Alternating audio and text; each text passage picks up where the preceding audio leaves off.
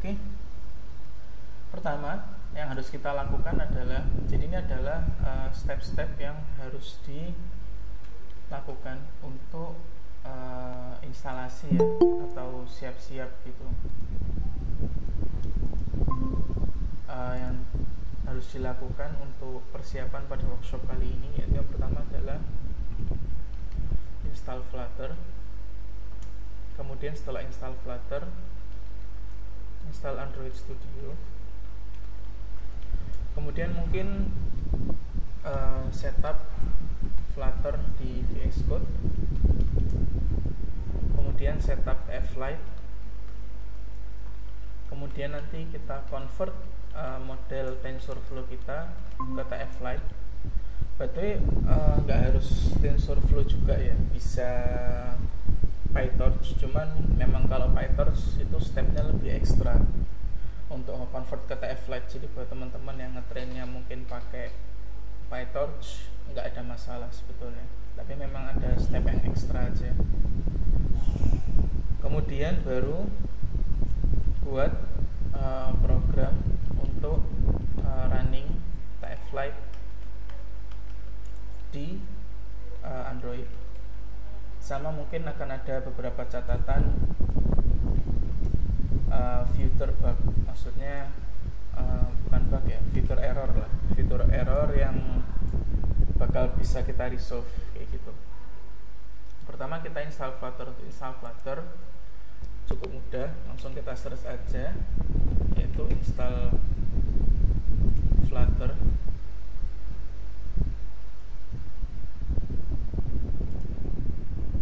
Kita klik di bagian dokumentasinya, silakan dipilih Windows, macOS, Linux, sama Chrome OS. Di sini karena aku pakai Linux, maka aku akan menggunakan Linux. Kalau teman-teman pakai Windows, silakan klik yang Windows. Cara installnya juga gampang banget, nggak ada yang susah gitu dari installnya. Nah, caranya cukup mudah. Teman-teman cukup copy aja, seperti kayak sudo snap install Flutter klasik. Ini yang saya lakukan sih, sudo snap install Flutter, tapi aku nggak pakai klasik, nggak pakai step-step klasik, cuma sudo snap install Flutter aja. Di terminal saya copy.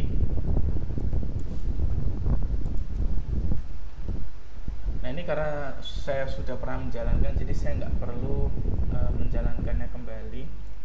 Untuk mengeceknya tinggal Flutter SDK Path. Nah dia akan keluar letak Flutterku ada di mana, kayak gitu.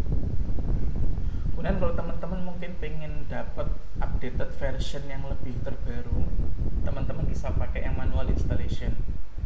Itu karena memang biasanya kalau pakai Snap itu dia updatednya itu lebih lambat kayak gitu, update versioningnya lebih lambat. Cuman kan karena memang aku bukan mobile apps developer dan kebutuhanku cuma buat bikin SDK, seringkali yang dimana SDK itu akan diolah sama mobile apps developer, jadi aku pakai yang Snap aja sudah cukup.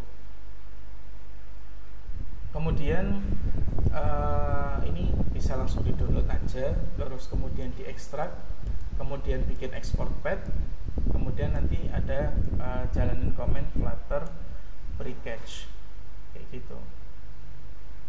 Oke, kurang lebih kayak gitu gimana cara install Flutter. Kita coba cek gimana cara install yang di Windows. Nah, untuk yang di Windows, your desktop, your first step of mobile. Nah, pertama bisa langsung install the Flutter SDK, VS Code to install. Oke, yang dulu install aja. Ini silakan di-download aja Flutter Windows 3.16.9.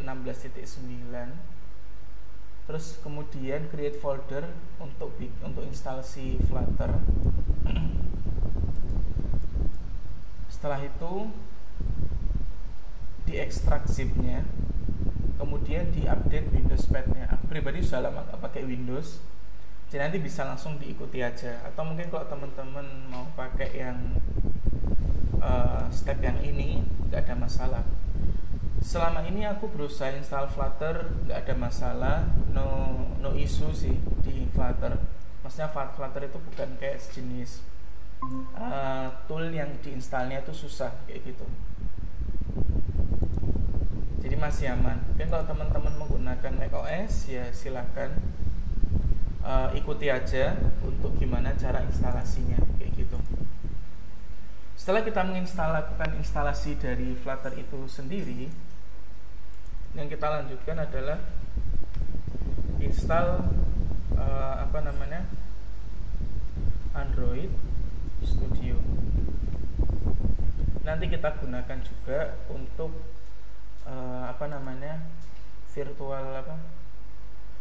virtual HP itu.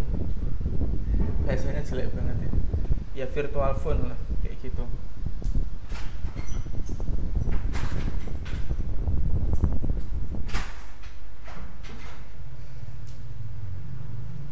Nah ini bisa langsung di download aja, download Android Studio Hedgehog.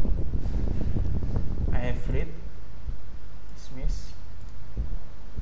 Karena dia si web ini bisa langsung tahu OS kita apa, jadi nanti dipilihin secara otomatis.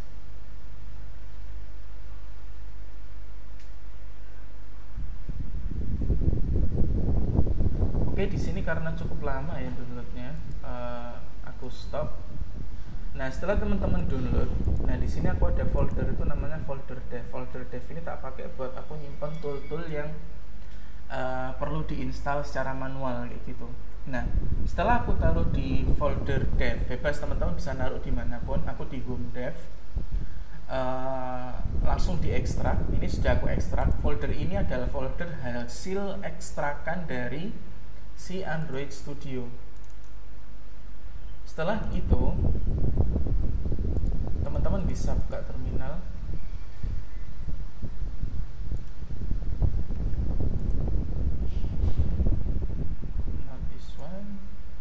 Not this one. Banyak terminal yang kebuka. Tutup yang satu-satu. Oke. Aku akan masuk ke dev, kemudian Android Studio, kemudian bin ls, terus kemudian jalanin studio.sh. Nah di sini kita akan sudah menjalankan yang namanya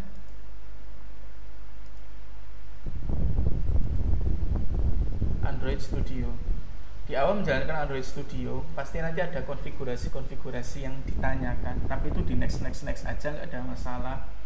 Nggak harus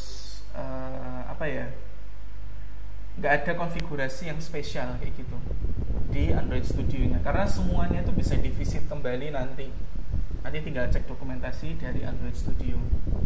Kemudian setelah berarti ini kita nggak bikin face recognition ya, sorry, ini I should close this. Ini it's another thing that I built.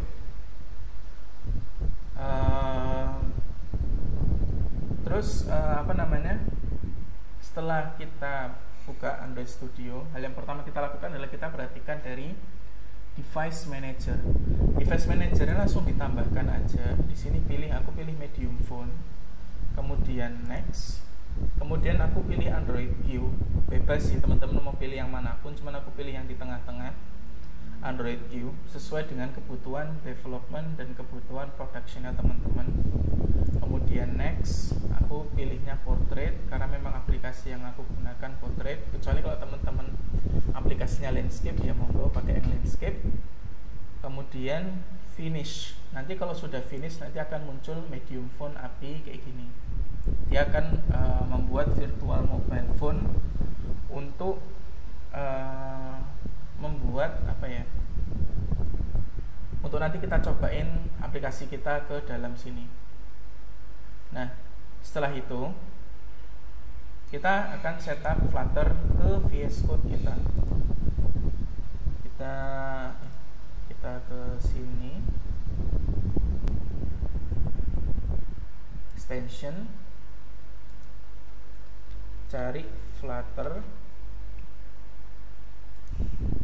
Nah ini diinstal yang ini. kemudian cari juga yang Dart, ini diinstal. Dah itu nanti hidupnya teman-teman enak banget. Setelah teman-teman install Flutter, install Dart. Karena nanti apa sih kelebihannya install Flutter di VS Code sama ndak? Satu, tentu kalau ada error di code sini itu nanti langsung dikasih tahu ya, tanpa harus kita nge-running dulu. Kemudian ketika kita ngupdate pubspec.yaml itu dia langsung secara otomatis ke-update juga dependensinya. Jadi pubspec.yaml ini tuh mungkin kalau teman-teman ngoding JavaScript itu seperti Node.js, seperti kayak package.json, atau kalau teman-teman ngoding Python ya jenis kayak requirements.txt kayak gitu. Cuman kalau dibilang kayak requirements.txt juga kurang tepat, karena memang beberapa paradigma yang berbeda. Intinya pubspec.yaml itu adalah sebuah file konfigurasi dalam Flutter kayak gitulah, dimana kita bisa mendefinisikan aset, mendefinisikan font, mendefinisikan library yang dipakai apa aja. Karena kan kalau requirements.txt atau package.json murni hal-hal yang berbau library aja kayak gitu. Oke. Nah, setelah teman-teman install Flutter dan Dart, kemungkinan teman-teman perlu restart si VS Code dan perlu di close kayak gitu. VS Code nya di close, nanti dibuka lagi. Oke. Sekarang kita sudah belajar soal install Android Studio, install Flutter, dan juga install Flutter sama Dart ke dalam VS Code, plus kita juga sudah setupin si virtual phone-nya. Dan enaknya juga kalau kita sudah ada di sini ya, si Flutter itu kita bisa mengakses virtual phone yang kita buat di sini ke dalam sini. Kita tinggal klik pencet Ctrl Shift P. Nanti ada tulisannya Flutter Launch Emulator. Nanti kita launch aja di sini karena ini mau close. Nah, oke. Kita sudah bahas 3 ini. Nah, sekarang saatnya kita membahas setup TF-Lite-nya dulu. Setup TF-Lite ini terdiri dari apa aja? Yaitu terdiri dari convert model TensorFlow ke TF-Lite, dan kemudian install C++ library untuk mengakses si TF-Lite. Karena walaupun memang kita nanti ngodingnya di Flutter bukan di C++,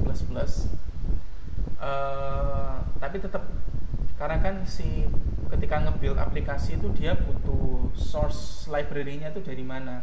Bahkan kalau kita pakai OpenCV di Flutter pun itu tuh kita tetap perlu harus install OpenCV Mobile SDK yang C++. Kayak gitu, yang biar bisa jalan di arsitektur ARM.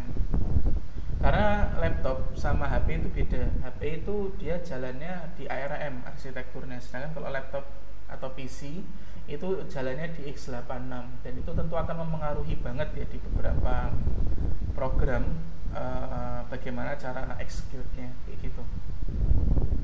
Oke, pertama kita convert dulu model TensorFlow-nya ke TF-Lite.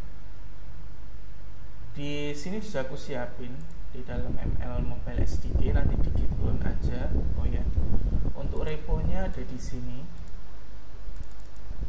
Aku kopikan ke chat.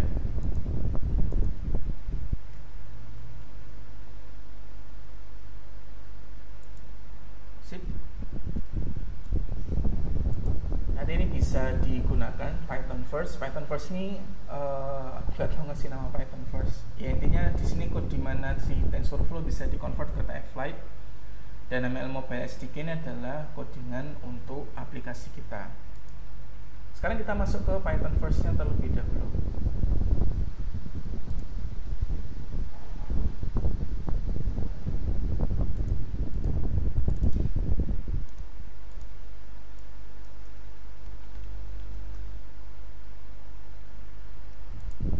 Saya siapkan requirements.txt. Nah, di dalam convert.py di sini kita akan load ImageNet module yaitu apa sih ImageNet itu. ImageNet itu intinya, ini aku sering banget ya, kalau teman-teman mungkin beberapa kali ikut workshop deployment, aku sering banget menggunakan model ImageNet, karena model ImageNet itu adalah model yang sudah jadi, yang bisa langsung aku pakai untuk percobaan deployment. Jadi ImageNet itu adalah sebuah model untuk mengklasifikasikan gambar untuk ke 1000 kelas, dimana 1000 kelas itu ada Labrador Retriever, yaitu anjing coklat itu, kemudian ada beberapa jenis kucing, beberapa jenis ikan, dan ada beberapa jenis barang kayak gitu. Nanti ada 1000 item yang akan diklasifikasikan menggunakan ImageNet. Nah, di sini aku sudah ngedefine modelnya. Di sini kita akan menggunakan MobileNet V2. Ini sebetulnya nggak perlu di save. Ini kayaknya sesuatu hal yang nggak perlu, karena kita juga from crash modelnya to model.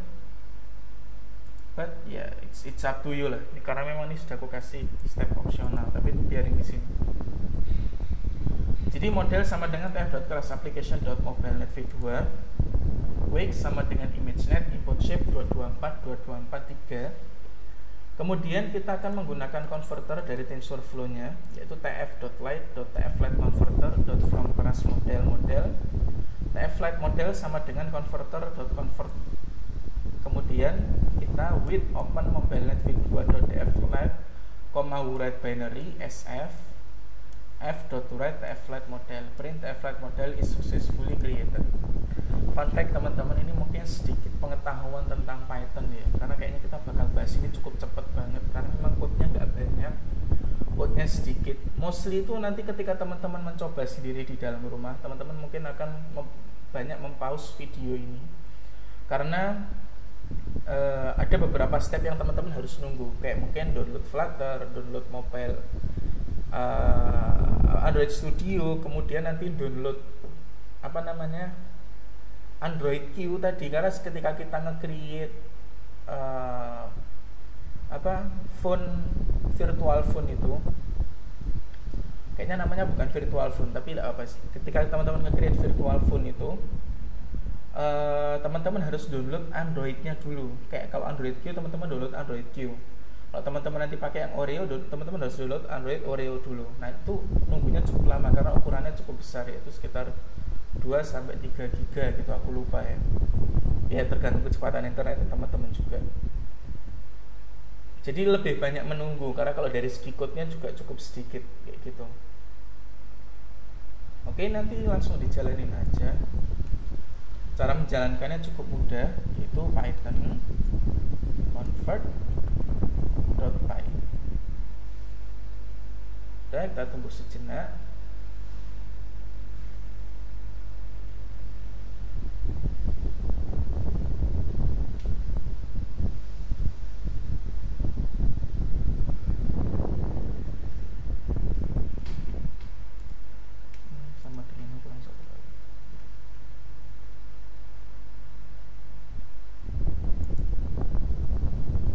Model is successfully created. Dia sudah ada di sini modelnya. Karena dia dalam bentuk binary, kita nggak bisa baca. Tadi aku bilang info terkait Python ya. Ngomongin soal with open, ini mungkin tambahan ilmu. Aku tahu ini di luar konteks banget, tapi ini cukup penting buat dipelajari secara fundamental, karena buat teman-teman yang machine learning engineer bakal sering berhubungan sama data. Ketika teman-teman mungkin biasanya nge-read atau nge-write file dalam bentuk dalam bentuk txt, maksudnya plain text ya, aku sebutnya plain text. Itu maka teman-teman nggak perlu pakai WB, tapi pakainya adalah W. Nah, ini mungkin teman-teman yang biasa pakai ya, kayak contoh test.txt, w sf nanti f.write bla bla bla kayak gitu. Nah, bedanya kalau di WB itu dia write binary. Jadi dia kan kita kasih dia sebuah file binary, dan WB itu untuk write binary, RB itu untuk read binary, sama sebetulnya UB aku kayak tahu ya, tapi setahu kalau binary itu WB sama RB. Kalau AB adding binary belum pernah coba. Mungkin teman-teman kalau mau nyoba-nyoba ya nggak apa-apa. Kan kalau secara default itu dia ada W, B, A, yaitu write, read, sama adding. Nah dari write, read, sama adding itu ini untuk plain text. Nah kalau WB sama RB itu untuk binary file. Ini bisa digunakan nulis apa aja, nulis sama baca apa aja, yaitu nulis image file. Mungkin ini tulis saja di plain text file, kemudian file image, video, kemudian audio, kemudian model neural network, bahkan mungkin PDF, karena PDF itu dia binary sebetulnya, dan file-file binary yang lain.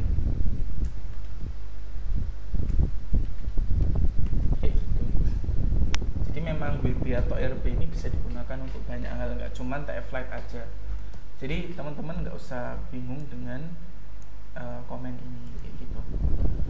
Oke, kita lanjut. Kita sudah berhasil convert.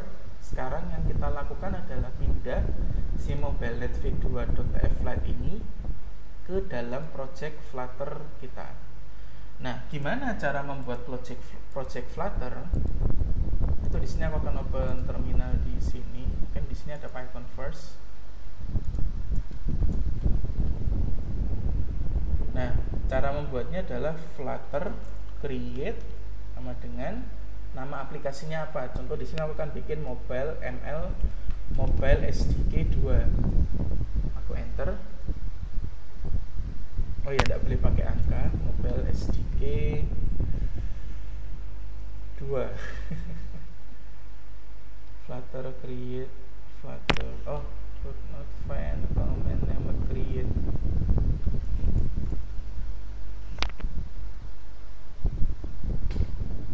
Nah, ML Mobile SDK 2 sudah kita buat. Setelah kita bisa masuk ke dalam CD ML Mobile SDK 2. Kemudian kita coba running si code-nya. Buat ngecekan aja, buat aku mau nunjukin default project yang ada di sini.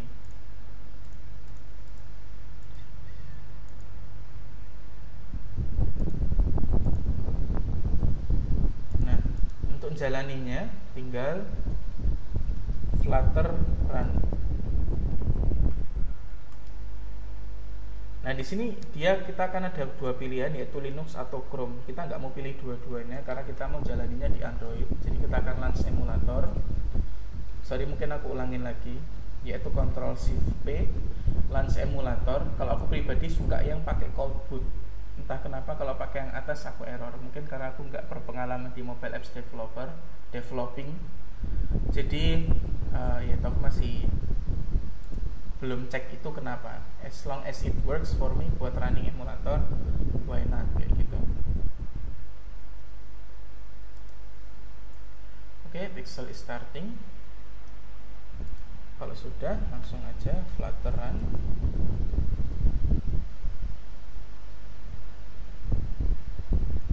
Kita tunggu sesaat. Ini memang emulatornya sudah aku loginin Gmailku supaya kalau mau berurusan sama mau berurusan sama loading gambar, aku bisa tinggal ngakses Google Drive-ku.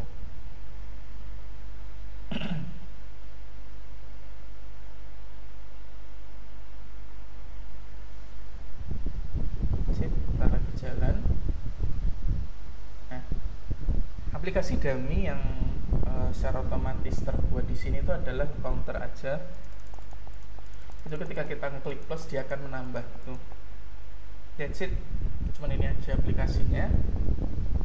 Dan di sini kita ada R untuk hot reload, R besar untuk hot restart, nanti pakai shift R, H untuk list all available interactive command, Detach ini terminate Flutter run but leave application running.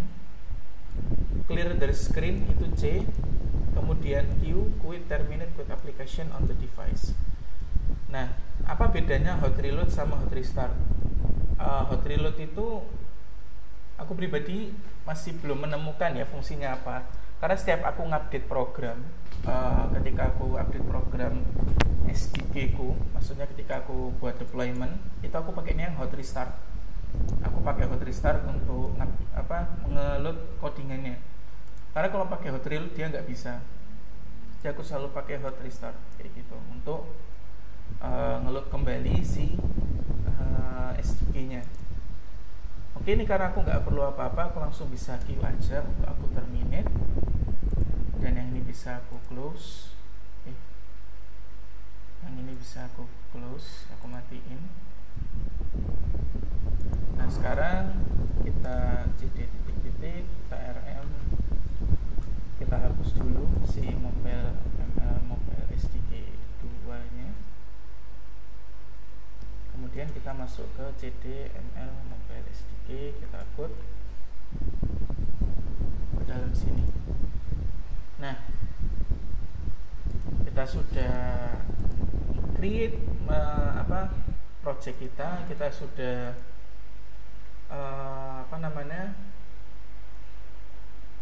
melakukan beberapa hal. Nah, sekarang kita setup flag untuk Flutter kita.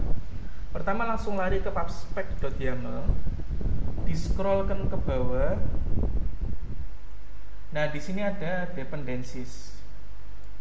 Oke. Dependencies ini silakan ditambahkan tflight versi 112, bebas mau versi yang berapa. Yang terbaru pun juga nggak apa-apa, tapi biasanya aku pilih yang 112.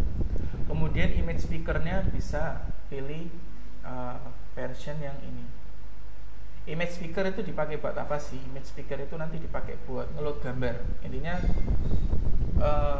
Flutter library buat ngeload gambar. Jadi kayak klik load gambar, kayak gitulah gampangannya. Setelah itu, setelah diupdate, teman-teman langsung jalankan Flutter pubget kalau nggak salah benar. Ini aku coba save, mungkin aku tambahin enter, aku save. Oh iya betul, Flutter pubget, betul. Karena aku tadi sudah ngejalanin Flutter extension, maka dia sudah otomatis menjalankan Flutter pubget. Cuman kalau mungkin teman-teman Flutter pubgetnya gagal ya, mungkin karena awal-awal instalasi, bisa secara manual Flutter pubget kayak gitu. Nanti dia akan langsung install apa yang terlist di sini, atau akan menginstal apa yang terlist di sini tapi belum diinstal, atau ya melakukan beberapa operasi gitulah, beberapa operasi. Nah, intinya dia akan menginstal atau nyetapin lah dari apa yang sudah di define sama pubspec.yaml. Kemudian selain kita mendefine tflight sama image speaker, selanjutnya kita harus define adalah si assets-nya. Di sini karena kita sudah bikin folder assets ini tak bikin manual ya. Di sini aku tambahin labels.txt, dimana ini adalah label dari ImageNet. Kemudian aku juga masukin MobileNet v2.tflight-nya ke dalam asset, kayak gitu. Jadi bisa kita akses ke dalam aplikasinya. Kalau kita masukkan ke dalam aset tapi nggak kita define di aplikasinya, nggak kita define di pubspec.yaml, maka dia nggak akan bisa jalan. Lanjut kita masuk ke pembuatan aplikasinya. Ini sebetulnya lebih baik teman-teman bikin Dart yang terpisah instead of using one file Dart. Cuman ini buat kemudahan pakai ini. Karena aku pribadi itu kalau bikin mobile SDK untuk deployment machine learning itu aku pisah. Karena memang pisahan ini itu nanti yang dipakai sama mobile apps developer, sedangkan main.dart ini adalah hanya untuk menunjukkan cara menggunakan SDK yang aku buat kayak gitu. Tapi karena ini untuk awal tutorial nggak apa. Nah, di sini import package flutter material.dart, import package image speaker.dart, import dart.io, import package tflight.dart. Aku tadi lupa nyampein. Nah, di sini tuh sudah aku siapin install.sh. Sayangnya ini Ubuntu friendly aja. Silakan teman-teman cari dokumentasi gimana cara install libTensorFlow Lite di Windows. Ini Mac juga bisa. Fun fact, ini Mac juga bisa karena Mac itu dia masih Unix system. Kalau teman-teman ngejalanin install.sh ini masih jalan aman, nggak ada masalah. Cuman memang kalau teman-teman ngejalaninnya di Windows, teman-teman harus cari cara sendiri. That's why aku pindah ke Ubuntu. Aku sebenarnya pakai Ubuntu ini mungkin termezo dikit, aku pakai Ubuntu dari kuliah. Tapi aku nyoba Windows tahun buat dev, ternyata nggak nyaman, aku kembali lagi ke Ubuntu atau Linux lah secara general, secara umum. Oke, langsung lanjut aja, intermezzonya kita hentikan. Nah, ini biasa, ini entry point of Flutter application. Kita bikin void main run app. Bahkan kalau kita pertama kali create application-nya pun juga bentuknya seperti ini. Kemudian stateful widget that represent the root of your application. Class app, my app, extend stateful widget, override my app state, create state. Ada yang bertanya kayak ini. Kalau di Windows running.sh bisa pakai bash shell. Oh, sip. Bagus kalau gitu, kalau bisa. Mantap.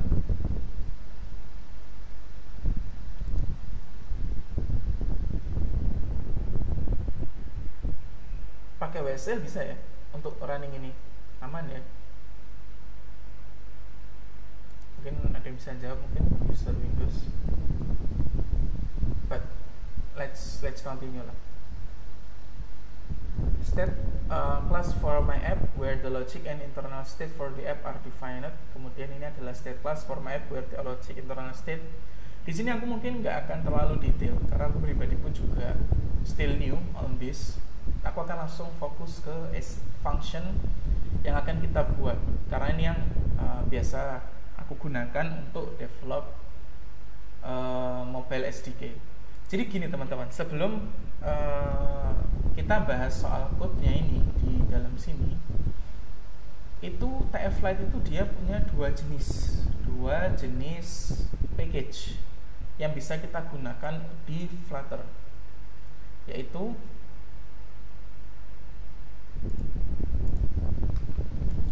TF Lite aja di pubspec.yaml sama TF Lite Flutter. Apa bedanya TF Lite biasa sama TF Lite Flutter? TF Lite biasa itu tuh sudah didesain, sudah di-compact. Jadi kayak contohnya kita bikin email, bikin model klasifikasi, maka dia sudah bisa langsung running classification modelnya. Lah kalau mau bikin object detection gimana? Kalau mau bikin yang custom nih, kayak contoh image embedding gimana? Maka teman-teman harus pakai yang TF Lite Flutter. TF Lite Flutter itu dia lebih banyak memberikan function-function yang native kayak gitu. Native bahasa yang tepat juga ya. Intinya function-function yang lebih dibuat secara manually kayak gitu. Aku pribadi, kalau klasifikasi, kalau tas-tasnya yang mudah yang disupport sama TF Lite, maka aku akan menggunakan ini. Tapi kalau aku ada tas-tas yang nggak disupport sama ini, dan fun fact, seringkali aku melakukan hal itu, maka aku akan menggunakan TF Lite Flutter. TF Lite Flutter ini dia akan sedikit lebih kompleks, sedikit lebih susah lah daripada TF Lite, karena ada banyak konfigurasi yang kita setup secara manual. Untuk loading model, kita harus bikin pre-processing function kita sendiri, post-processing function kita sendiri, inference prediction-nya kayak gimana, tipe data kayak gitu. Mungkin nanti next time, in next some kind of online workshop atau tutorial, mungkin akan aku bahas juga tentang TF Lite Flutter. Tapi untuk di sini kita fokus ke yang TF Lite dulu, karena memang untuk case yang berbau klasifikasi ini super power banget sih TF Lite kayak gitu. Teman-teman nggak perlu bingung kayak gitu, karena it's so easy untuk menggunakannya. Future load model async tflite.close, jadi asynchronously loads the TF Lite model ketika si aplikasinya dijalankan.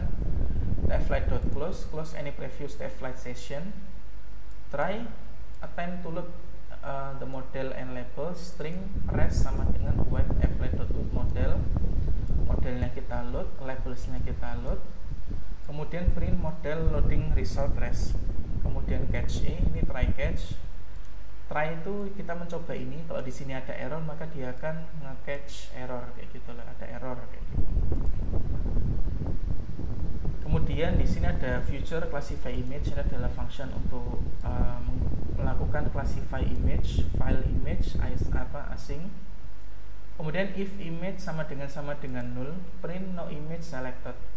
Try var recognition sama dengan await flight the run model on image. Di sini path image-nya dari image pickler-nya.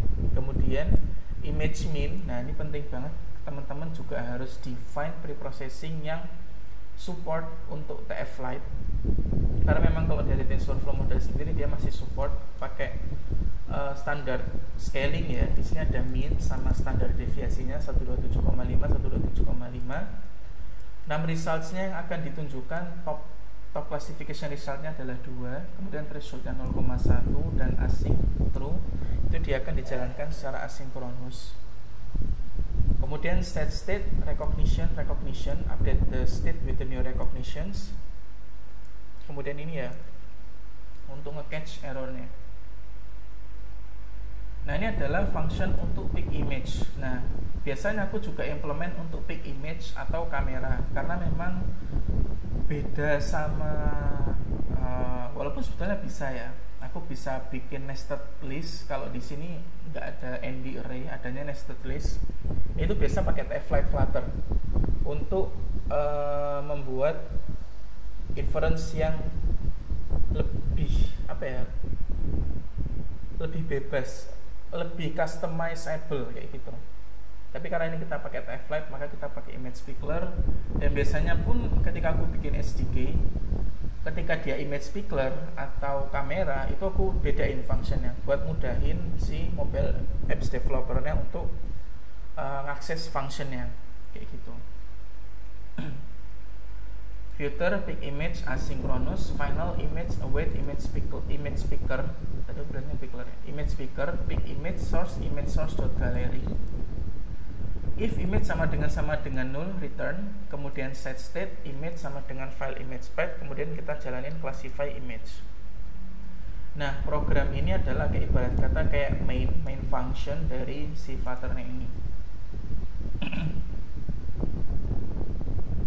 Ya, mobile apps developer lebih jago dalam menjelaskan what is this kayak gitulah.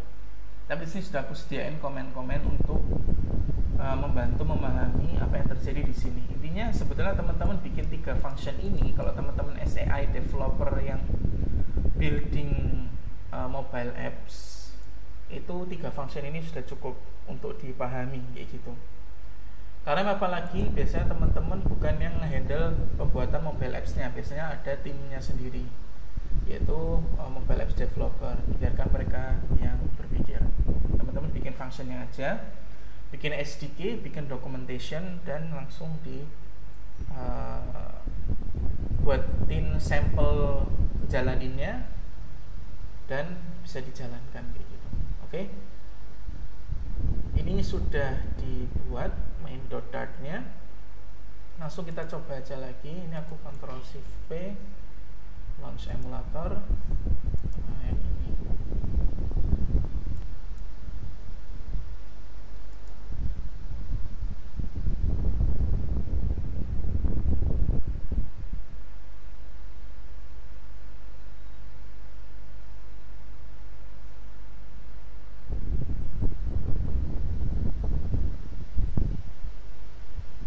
Jalaninya tinggal Flutter run.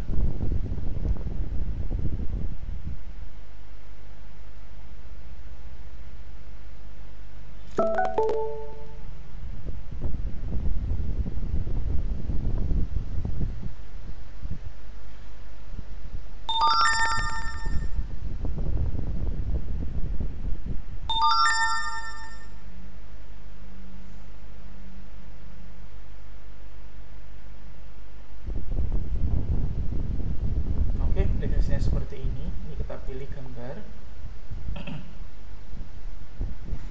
Nah, contoh di sini ada gambar kucing. Nah, dia akan deteksi sebagai tiger cat. Tiger cat itu kucing yang warnanya coklat. Kita coba lagi gambar yang lain, yaitu hiu.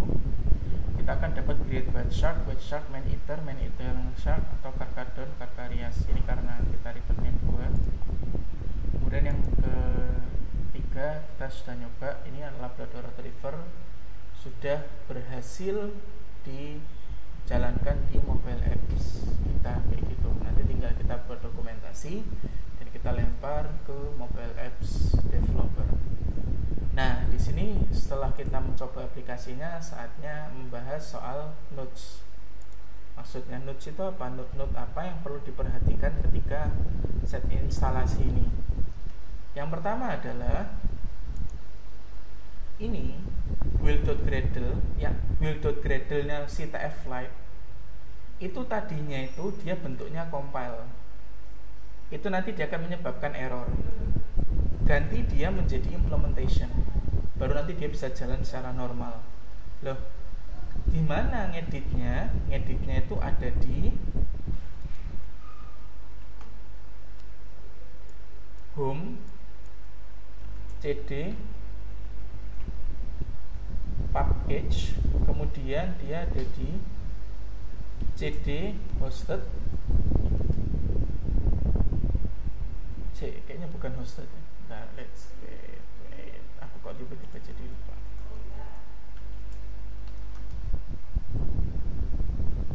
Ini aku hosted. Oh ya betul, pub.dev ternyata. Jadi hosted pub.dev. Nah, kita cd TF Lite yang 112 karena kita install yang 112. Kita put. Nah, ya kita put ini setelah nunjukin yang ini. It's look kind different. Dia ada di dalam Android build.gradle. Nah, ini.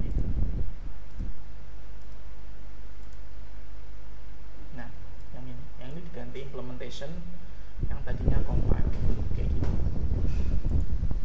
Terus concern yang kedua adalah ketika teman-teman ke-convert ke TF Lite, pastikan teman-teman juga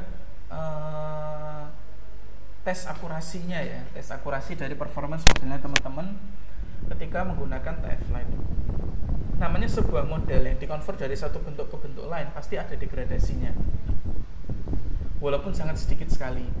Ada yang sedikit, ada yang besar, tergantung jenis modelnya. Jadi maka itu penting banget buat teman-teman ketika convert satu model ke model yang lain itu dites lagi. Kecuali PyTorch ke Onyx, PyTorch ke TensorRT itu masih aman. Selama ini akurasinya selalu sama buat aku. Jadi aku berkesimpulan masih aman. Tapi kalau ke TF Lite, setauku menurut pengalaman teman-teman itu degradasinya lumayan. Jadi maka dari itu perlu banget untuk dilakukan testing kayak gitu ya, tes akurasi apakah bisa ditingkatkan atau gimana kayak gitu. Nah itu soal TF Lite dan development Android. Saya rasa itu untuk free online workshop pada hari ini. Nanti mungkin akan ada yang lebih advance lagi workshop, yaitu terkait yang TF Lite Flutter, yang mana kita akan coba deploy model yang lebih kompleks gitu. Tapi kapannya nanti akan aku kasih tahu ya untuk workshopnya. Monggo kalau ada yang mau ditanyakan terkait apa yang sudah kita pelajari sama ya kayak gitu.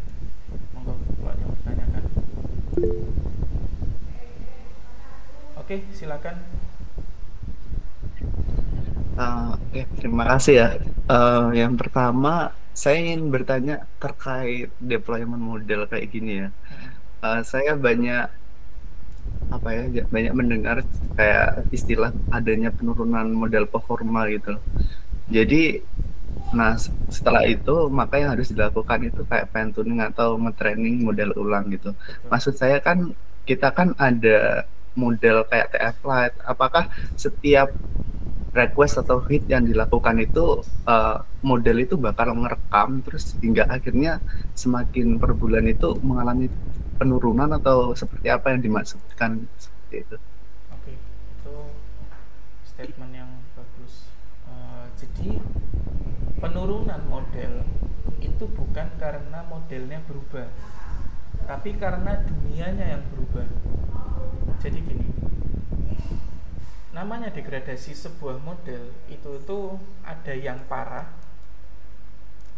ada yang tidak terjadi, ada yang tidak terjadi, ada yang tidak terjadi, atau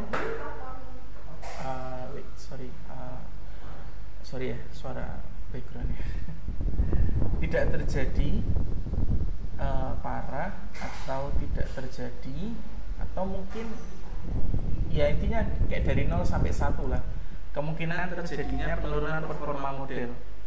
Kapan itu dia menjadi parah? Yaitu ketika memang dia ada di industri yang fast moving, fast transform lah. Contoh apa? Contoh teknologi.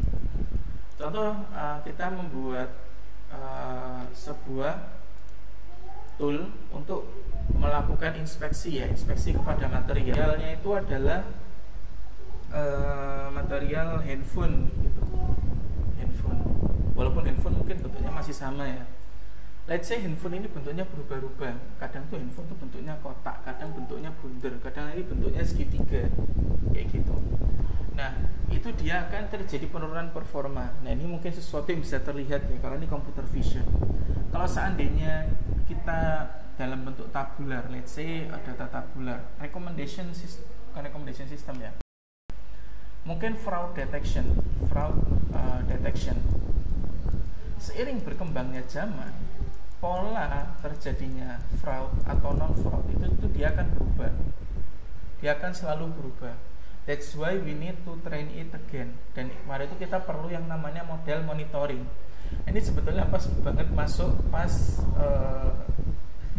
buat aku ngiklan. Habis ini nanti aku ngiklan. Nanti habis tanya jawab aja aku ngiklan. Fraud detection itu penurunannya performa model itu turun itu bukan karena modelnya yang berubah, tapi memang karena dunianya yang berubah, yang dimana model itu namanya model neural network atau model machine learning, atau aku sebutnya deep learning aja ya, karena aku yang lebih expertise di deep learning instead of machine learning biasa. Nah, deep learning itu tuh ketika dia mempelajari sesuatu tuh dia mempelajari based on pola dari satu buah distribusi data. Oke, satu buah distribusi data. Namanya dunia yang berubah, itu distribusi datanya akan berubah. Dan disitulah terjadi penurunan model. Ketika di dunianya tidak berubah, maka dia tidak akan terjadi penurunan model dan performanya akan sama terus. Contoh face recognition, ini yang tidak akan terjadi perubahan atau mungkin sangat sedikit sekali. Face recognition, dia akan terjadi perubahan, tapi akan sangat sedikit sekali dan lambat pergerakannya. Karena data wajah, di mana wajah itu dia tidak akan berubah seiring berkembangnya waktu. Tidak tiba-tiba muncul tanduk dalam waktu 2 tahun, atau giginya jadi panjang kayak gitu dalam waktu 1 bulan. Enggak. Pada itu face recognition atau person detection atau bahkan vehicle detection pun itu tuh adalah beberapa yang tidak terjadi atau lama. Mungkin kalau vehicle detection mungkin masih termasuk yang middle ya, karena kan bentuk kendaraan terus berevolusi, tapi memang nggak dalam yang parah kayak gitu. Jadi arti dari penurunan performa model itu adalah, aku ulangin lagi, bukan karena modelnya yang berubah, tapi karena dunianya yang berubah kayak gitu. Bisa menjawab? Bisa bisa. Sip, Oke, terima kasih Pak. sama-sama. Ada lagi yang mau ditanyakan?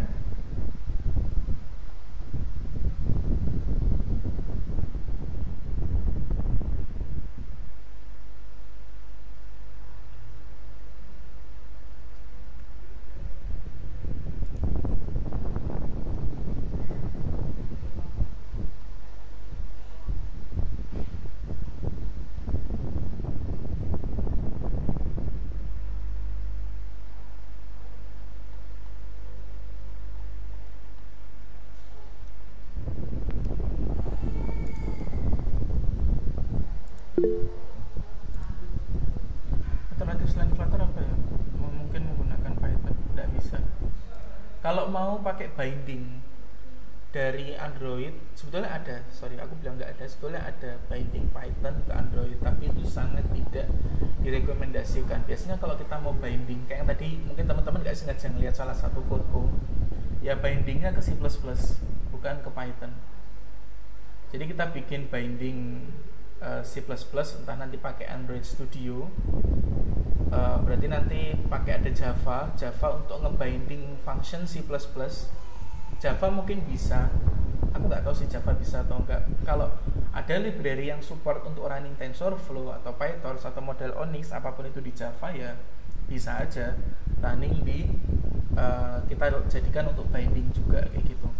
Soalnya memang buat aku yang sering kali itu, dan di Indonesia juga cukup banyak yang menggunakan Flutter, apalagi di kasus untuk mobile apps development di tingkat software agency, karena ya that's where I work lah, yaitu consultant atau software agency, itu mereka kebanyakan pakai Flutter karena biar satu kali bikin buat dua platform kayak gitu. Itu biasanya aku pakai Flutter. Tapi kalau alternatif sebetulnya banyak, bisa pakai binding C++. TF-Lite pun kalau teman-teman cari ada yang TF-Lite di C++, itu lebih customized lagi dan lebih enak. Cuman memang binding C++ itu painful dan cukup susah, dan kita harus setup ini dan itu, nge-build ini dan itu. Intinya lebih kompleks lah dari segi pembuatannya, instead of langsung di Flutter kayak gitu. Tapi kalau binding ke Python kurang direkomendasikan sih. Walaupun mungkin bisa, tapi nggak direkomendasikan. Ada lagi yang mau ditanyakan?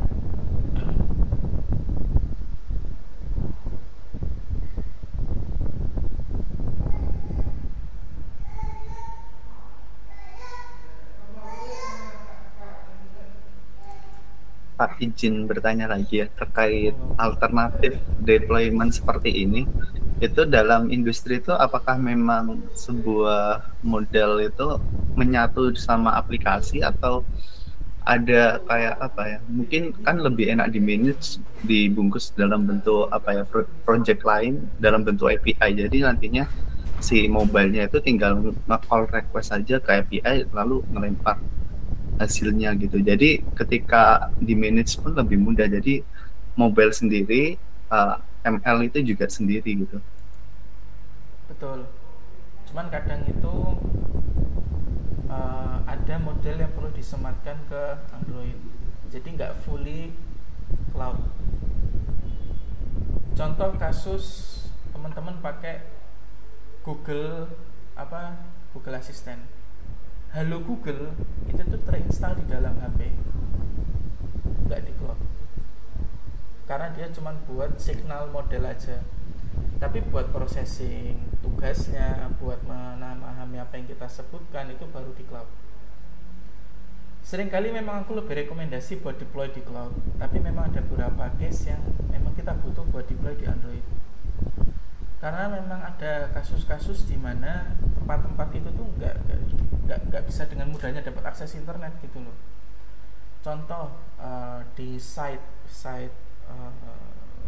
construction kayak gitu, site construction yang skalanya besar banget ya, dan ada di bawah tanah, di bawah tunnel gitu, dan kita butuh AI mungkin dipasang di HP gitu, itu nggak bisa akses internet. Hal-hal seperti itu, atau bahkan sebagai signaling model aja untuk meringankan apa yang meringankan jalannya cloud, dan tentu akan lebih murah dari segi deployment, walaupun mungkin memang dari segi maintenance akan sedikit lebih costly karena kita perlu nge-maintain model yang ada di Android kayak gitu. Sebetulnya itu tergantung kasus sih, di mana model itu mau di Android atau di cloud. Nanti bisa disesuaikan, bisa hybrid. Kayak contoh biasanya sih yang aku develop sih hybrid ya. Jadi signal modelnya itu aku taruh di Android. Si Android ini cuma jalanin signal model aja, tapi processing yang berat-berat tetap di cloud. Kayak mungkin ada smart query atau jalanin model yang lebih besar, dan banyak lagi itu baru di Android kayak gitu. Ada lagi yang bertanyakan?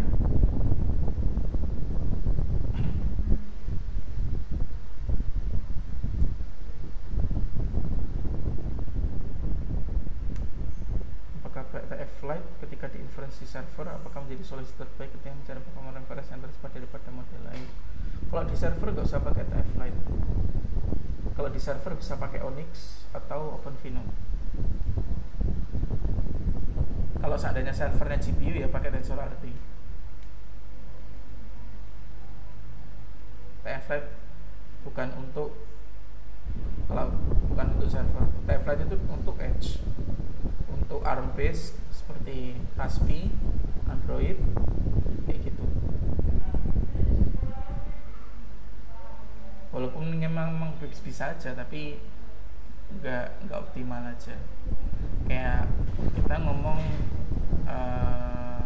gergaji bisa dipakai buat memotong atau memotong pohon, itu optimalnya begitu. Tapi gergaji dipakai buat motong apel, mungkin bukan apel ya, gergaji buat motong kursi plastik, sama-sama tas yang susah ya dengan motong pohon, bisa mungkin, tapi nggak optimal. Optimal untuk motong plastik bisa pakai besi panas, dia akan lebih cepat. Atau ya itu mungkin analogi ya buat memudahkan dalam memahami kayak gitu. Ada lagi yang mau ditanyakan?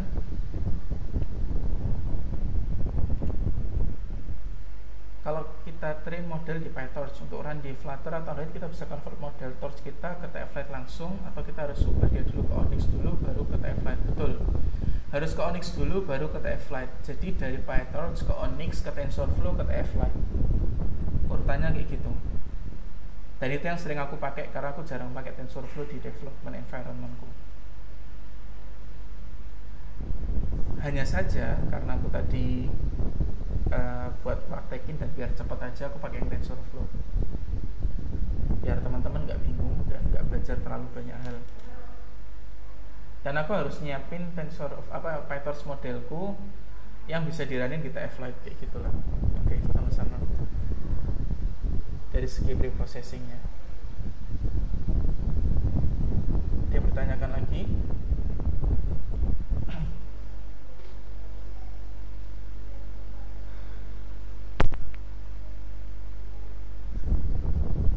Oke, mungkin sambil menunggu pertanyaan, tolong jangan leave dulu, aku mau ngiklan bentar. Jadi aku lagi mau buka online class namanya Machine Learning and Production. Mungkin teman-teman juga sudah tahu. Dimana di sini kita akan belajar. Di sini kita mungkin akan belajar training model, tapi nggak yang secara intensif kayak kita belajar SVM itu apa, random forest itu apa, atau mungkin CNN apa, transformer itu apa, enggak. Tapi memang kita fokus pada shipping the model on production dan bagaimana cara mengoptimalisasi machine learning project kita at best as it can be. Oke, jadi ini nanti akan mulai di tanggal 2 Maret 2024 dan each sessionnya 2 jam setiap hari Sabtu malam. Teman-teman bakal dapat interaktif class, live question and answer with mentor, sertifikat, portofolio, interaktif kelasnya 2 kali, nanti ini aku update di websitenya. Jangan lupa Telegram channel. Ini sebetulnya teman-teman juga sudah join, aku yakin. Lebih ke join yang grup lebih khusus lagi. Jadi kita ada grup yang lebih khusus. memang fokus di bahas machine learning on production kayak gitu. Nah ini aku open untuk 25 partisipan, sementara sudah ada yang daftar beberapa. Nah session 1 di sini kita akan membahas tentang introduction to machine learning in production. Itu kita akan membahas tentang machine learning life cycle, challenging deploying ML di production itu kayak gimana, pentingnya machine learning di real world application, kemudian memperkenalkan production grade ML system. Nanti aku bakal bahas beberapa sistem machine learning system design dari beberapa perusahaan. Kemudian kita akan belajar case study dari successful ML deployment. Kemudian kita akan belajar tentang data preparation and preprocessing. Fun fact teman-teman, buat teman-teman yang biasanya baru belajar machine learning itu biasanya kurang bagus di sini karena sering banget nemu case di situ. Gimana cara kita nge-collect sebuah data, nge-store sebuah data production system kita, melakukan data cleaning dan preprocessing teknik, melakukan fitur engineering untuk production environment, handling missing values and outliers, data versioning and management strategies. Kemudian ada model development and evaluation, ada choosing appropriate ML algorithm for production, model training and evaluation best practice, hyperparameter tuning for production models, teknik yang bisa teknik untuk model interpretability dan explainability, dan ada A/B testing dan evaluation metrics untuk production models. Kemudian di sesi yang keempat kita akan fokus bahas cloud dan bahas tentang deployment, yaitu scalable infrastructure for machine learning.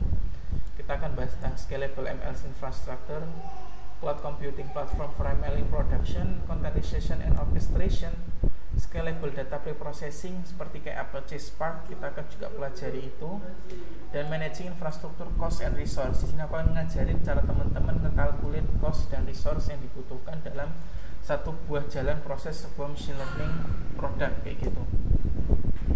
Kemudian deployment strategies. Nah di sini ada beberapa strategi deployment yang akan aku jelaskan dan mungkin akan aku coba praktekkan juga dalam developnya. Dan kita akan membahas juga tentang CI/CD. Kemudian ada monitoring dan logging, sama ada blueprint deployment and canary releases.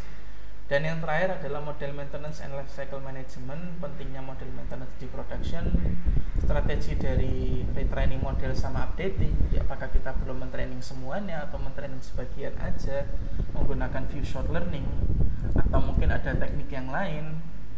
Versioning model dan rollback mechanism, yaitu versioning model, data, dan code. Kemudian ethical consideration dari machine learning model life cycle, sama case studies in real world example of model maintenance challenges. Dari sesi 1 sampai sesi ke-6, di sini aku akan pakai satu case study. Nanti aku nih masih mencari sebetulnya case study apa yang paling cocok. Nanti dari sesi 1 sampai sesi 6 dia akan sama case study-nya, yaitu case study itu aja yang kita bahas biar bisa lebih komprehensif dan gak kemana-mana pembahasannya. Walaupun nanti tetap akan aku jelasin what if kalau pakai case study yang lain, tapi secara kulitnya aja. Tapi aku akan bahas satu case study. Let's say mungkin kita develop let's say ya, contoh ya, ini enggak sesungguhnya, contoh kita develop recommendation system untuk satu buah produk. Nah di sini kita akan bahas dari sesi 1 sampai sesi 6 tentang recommendation system semua, yang dimana mengacu pada satu hal. Contoh recommendation system untuk e-commerce atau retail, atau recommendation system untuk turis application kayak Traveloka kayak gitu. Dan banyak lagi sebetulnya recommendation system. Dan sebetulnya kayaknya memang yang paling cocok recommendation system sih untuk dibahas dari sisi 1 sampai sisi 6. Cuma nanti belum tentu ini, mungkin aku akan membawakan yang lain. Jadi nanti prepare aja kira-kira apa yang bisa dilakukan. Intinya ini bakal seru banget insya Allah online kelasnya. Kalau teman-teman tertarik bisa join.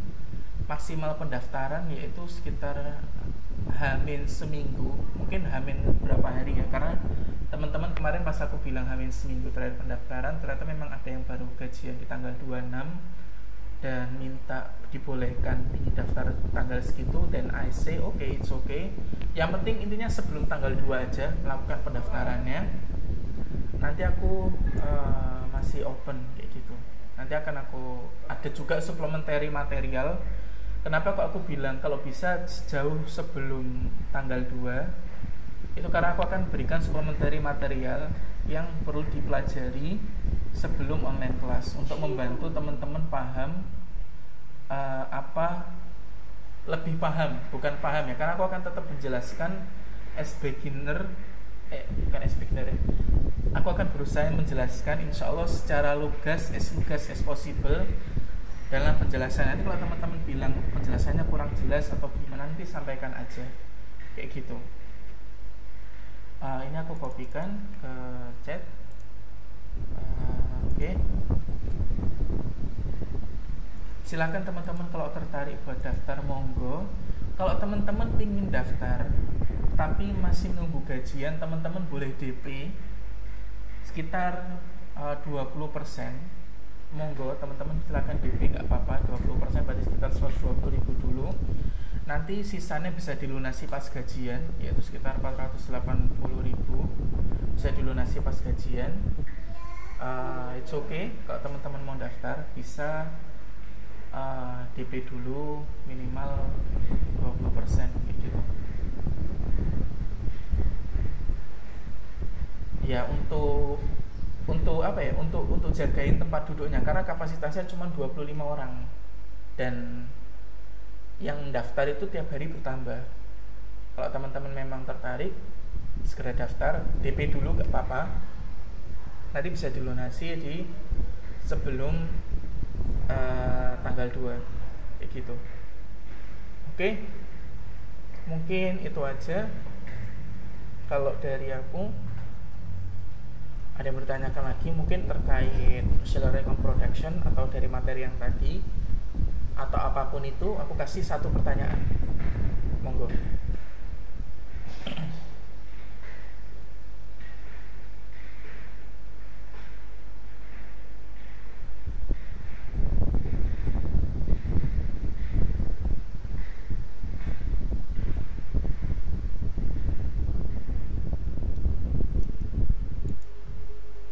Prerequisite-nya apa, perlu pengetahuan tentang software engineering? Enggak, Python. Requirement-nya cuma Python, tahu shell script yang dasar-dasar ya, kayak CD, mkdir, ls kayak gitu. Enggak yang shell script yang susah-susah, itu pun aku juga nggak paham. Kalau shell script yang aneh-aneh biasanya aku minta tolong ChatGPT buat ngegeneratein komennya, jadi aku paham apa yang pengen tak lakuin, atau aku nggak tahu ini bisa nggak pakai shell script, biasanya aku pakai ChatGPT. Tapi yang dasar-dasar itu sudah cukup banget, Python sama shell script aja. Dan karena memang di sini aku fokusin buat teman-teman yang baru belajar machine learning tapi nggak tahu sisi software engineeringnya. Jadi memang software engineering bukan prerequisites di sini. Karena memang akan aku ajarin betul tentang itu. Software engineering aspek lah dari sebuah machine learning production. Ya, software engineering aspek, DevOps aspek, MLOps aspek kayak gitu. Secara lugas as possible. Kalau ada yang apa bisa tanya kayak gitu nanti. Ada lagi yang mau ditanyakan?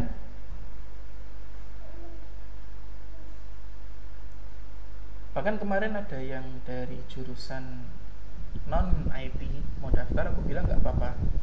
Dan dari situ aku muncul ide supplementary material. Aku langsung kirimin supplementary material beberapa, sekitar 3 materi untuk dipelajari terlebih dahulu sebelum tanggal 2.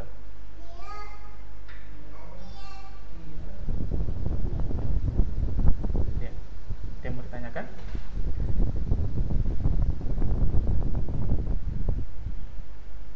Oke, saya rasa cukup. Kalau teman-teman memang tertarik banget, teman-teman bisa daftar ke sini. Oke, mungkin buat penutupan, jika teman-teman bisa ngumpulin 10 orang ya, let's say 10 orang nih buat daftar ini, teman-teman akan dapat diskon 100.000 per orangnya. Karena ini juga biasanya aku tawarin ke perusahaan juga. Kalau teman-teman mau daftar, kalau perusahaan mau daftarin satu timnya sekitar 10 orang, ya per orangnya cukup bayar 500.000 aja kayak gitu. Tapi it's optional dan kemungkinan opsi ini akan segera ditutup karena alhamdulillah tiap hari ada yang daftar. Jadi aku nanti nggak selak ketutup lah kuotanya kayak gitu. Jadi buat teman-teman yang tertarik bisa langsung gasin aja, itu diklik link yang aku share di chat atau mungkin buka di grup Telegram. Aku akan share juga linknya. Bisa langsung ada klik daftar di situ. Sebenarnya klik daftarnya nanti registernya akan diarahkan ke WhatsApp admin kayak gitu. Dan nanti akan dijelaskan sama admin gimana cara melakukan pendaftarannya kayak gitu. Ada lagi yang mau ditanyakan? Kayak rasa cukup, tadi aku sudah bilang kayaknya cukup, malah tiba-tiba tanya lagi yang mau ditanyakan. Oke, mungkin itu aja untuk pertemuan kita pada pagi hari ini. Terima kasih semuanya. Assalamualaikum warahmatullahi wabarakatuh. Waalaikumsalam warahmatullahi wabarakatuh.